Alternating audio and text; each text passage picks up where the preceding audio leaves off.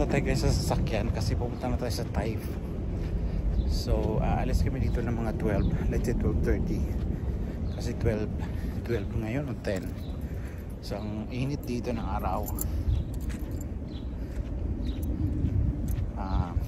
Paandarin ko lang yung sasakyan ko. So ito guys, tinicheck ko yung sasakyan kung okay ba. So far okay naman lahat.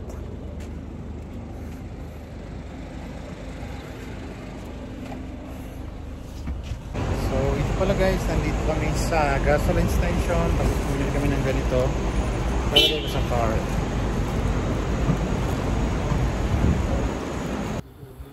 So ito guys, ini-spray na namin yung pang-spray na to para hindi magasgas yung ating sasakyan or may protection sa mga dust, sa maliliit na bato. Hello guys, naka 3 hours na kami, almost 4 hours ang travel papuntang Taif. So bababa kami dito. So hello guys, more than 6 hours na yung travel namin. Actually 7 hours ata.